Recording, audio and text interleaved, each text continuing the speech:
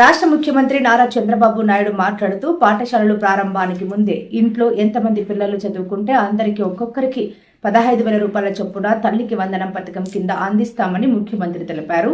మత్స్యకారులకు ఏప్రిల్ నెలలో 20,000 రూపాయలు వేస్తామని అన్నారు. వందనం 15,000 రూపాయలు ఇస్తాను. ఎంతమంది పిల్లలుంటే ఎంతమంది అని వర్కౌట్ చేస్తున్నాం. తొందరలో మీకు గైడ్లైన్స్ ఇస్తాం.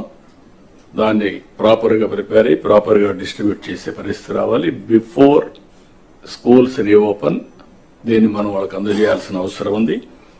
అన్నదాత కింద 3 installments from now onwards. Government of India ఇచ్చినప్పుడంతా 3 ఇన్స్టాల్మెంట్స్ కింద 5,000, 5,000, 4,000 మనం కూడా అకౌంట్లో వేస్తాం. ఇది కూడా మీరు గుర్తుపెట్టుకోవాలి.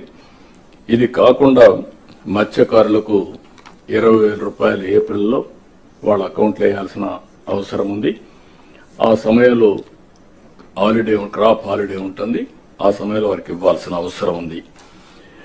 ఇక్కడ నేను మిమ్మల్ని కోరేది ఏంటంటే, ఇవి మనం చేసిన పనులు, ఇంకా చేయబోయే పనులు ఎప్పటికప్పుడు మీకు వెల్ఫేర్ విషయంలో కానీ డెవలప్మెంట్ విషయంలో కానీ చాలా నిర్దిష్టమైనటువంటి